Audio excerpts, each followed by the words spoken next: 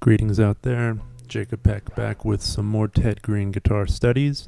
And today we're going to be looking at page 24, maybe a little bit of page 25, but definitely page 24. And today we're going to be looking at what Ted calls progressions built from scale-wise root movement and progressions built from scale-wise bass lines, okay? And the scale-wise root movement chord progressions, they're progressions derived from the diatonic chord scale, which is a previous lesson in this endless series of pages from modern chord progressions.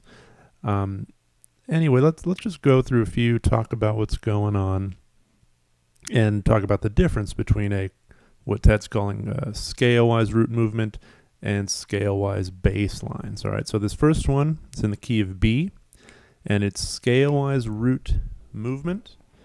Here we go. 2, 3.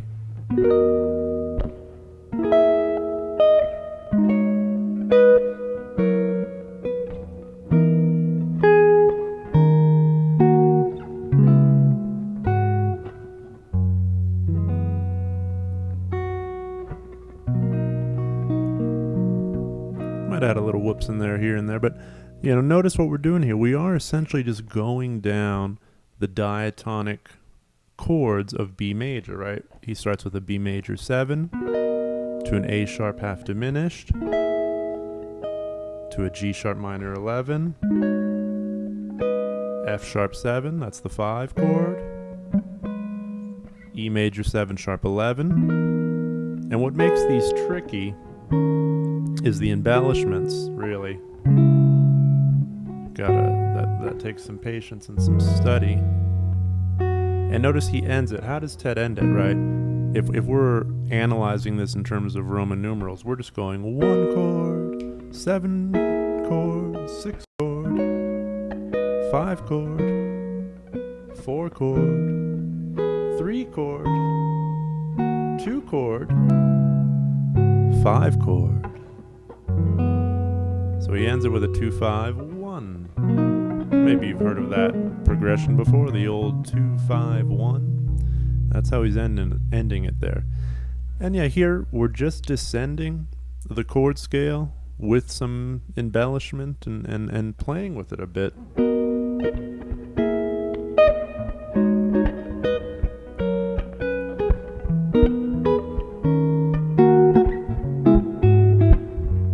Oops.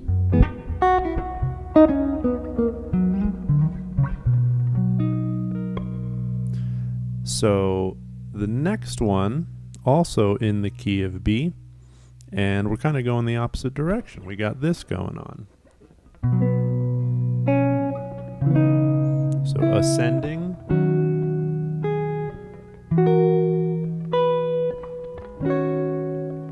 coming back down. Here's the 5 chord, or a different 5 chord. He suggests this one. That's fun. To a B major, B add 9. Okay. And notice all of these chords are root position chords. You got the root in the bottom.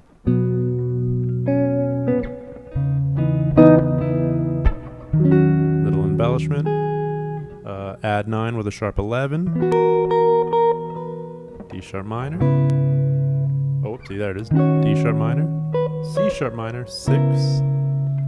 F13 or F sharp 13.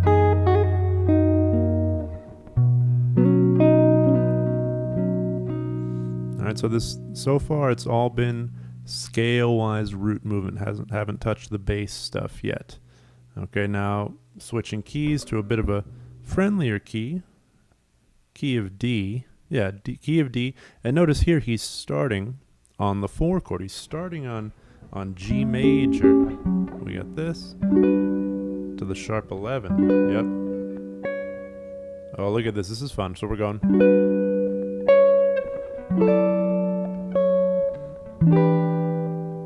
Big stretch. D add 9. D major add 9. Let's do it again. 3, and.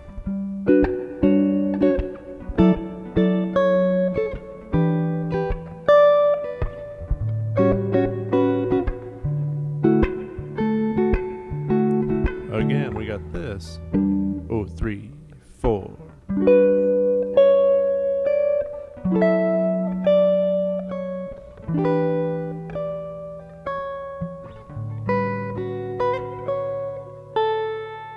And resolve to a D chord of your choosing.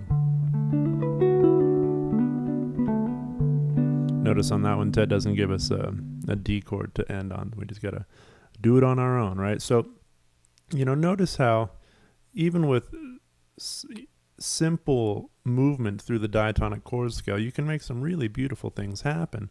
And it's sort of relating this back to single note scale, so not chord scales, but even just a scale can be a melody, right? For instance,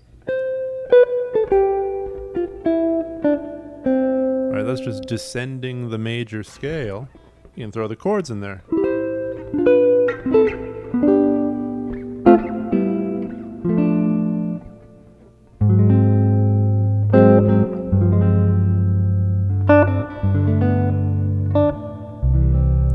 So if a melody can be a simple descending scale,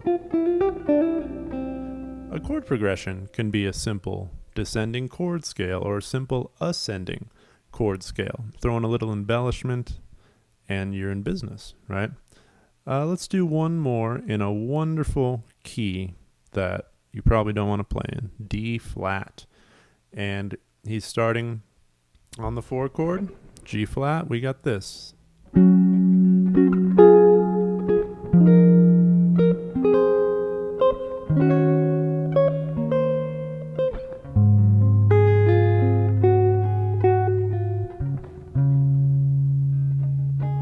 Gosh, that 9 chord gives me trouble. And when you find a chord that gives you a special amount of trouble, the trick is to just hang out with that chord, right? Just hang out with that chord, move it around, make sure every pitch is clear, right? Is everything crystal clear, or are you getting a little something in there, right? And just hang with that chord.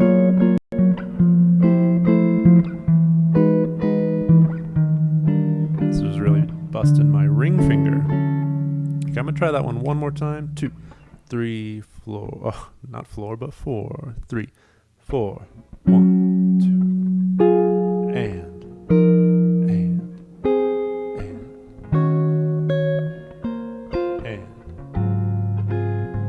Resolve. Okay, pretty.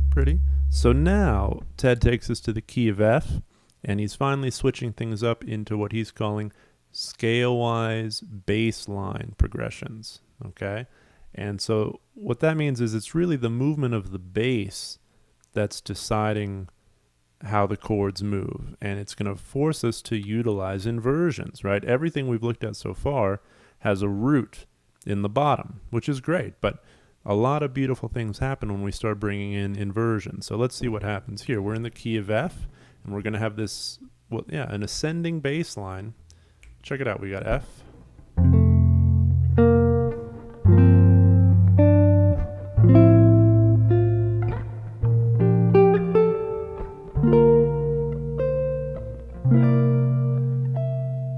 Good fun, good times. That's lovely. So what's going on there, right? We've got an F chord in root position. We're going, it's root third. So, the implication of an F triad. We've got F to the 2 chord, G minor 11, back to F major 7 with the 3rd in the bass. Here's the 4 chord. 4 chord in an inversion to the 5 chord and resolving to 1. All right, that's fun. 2, 3, and.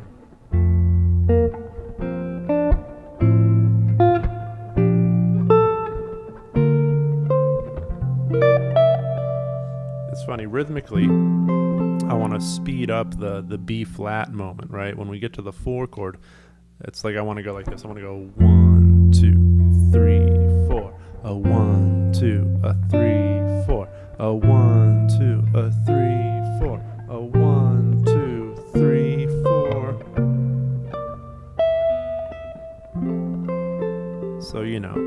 explore your rhythmic intuition as you play through these things. A lot of the time it's great to just give everything a beat. 1 and 2 and 3 and 4 and 1 and 2 and 3. My own resolution there. So there it's really more about the bass line and seeing what inversions of what chord present themselves, right? The bass line just going boom to G to A to B flat to D. So we almost just run the scale, right? Just ascending the scale. 3. Here's the chords. And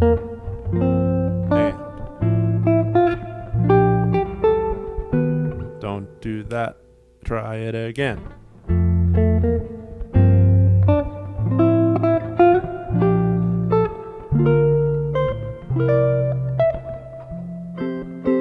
Good times. Okay. We'll do one more here on page 24. In fact, one more Scalewise bass line progression in the key of E. And this is a little more involved. Let's see what happens here. We're in the key of E. 3, 4. Yada, yo, yada, yada, yo. All about that melody. Yada, yo, yada, yo. Fun. Yada, yo. Pretty.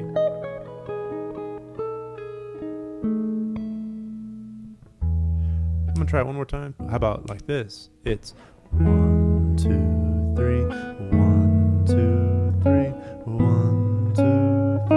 1. Oops.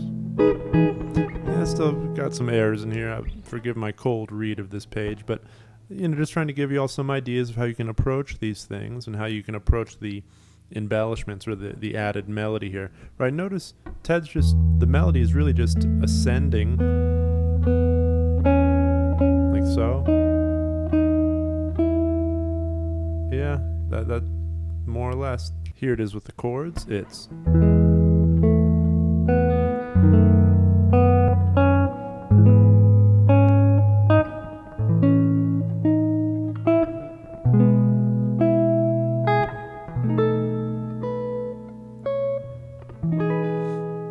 and when you're dealing with these progressions and you might feel totally overwhelmed and, thinking, goodness gracious, how am I even going to deal with one of these, let alone an entire book?